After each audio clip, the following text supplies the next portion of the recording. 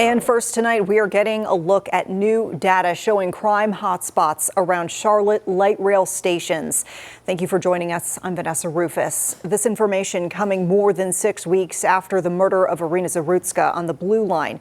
WCNC Charlotte's Julie Kay spoke with City Councilman Edwin Peacock, who requested that data. She has what he says needs to change.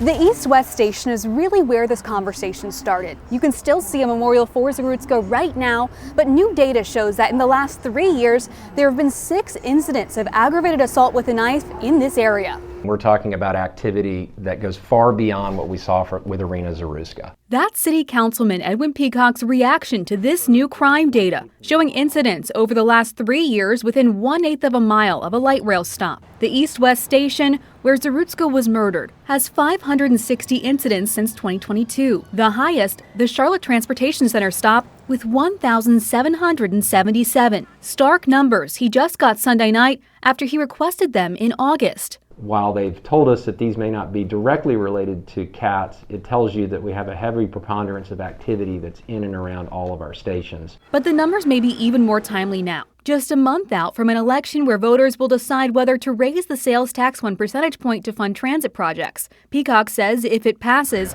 security has to be one of the main investments. We need a public service announcement to let people know that if you're riding, you have to pay. Number 2, we're going to have to use volunteers, similar to the way that we do with the CATS bus system. He's particularly focused on fare enforcement after the man accused of stabbing Iryna did not pay for a ticket. Peacock was on council in 2007 when they decided to have an open platform system and says they would need to seriously look at the cost of changing that now. But they were very serious about fare evasion in the early days, and we've just continually gone downhill since then.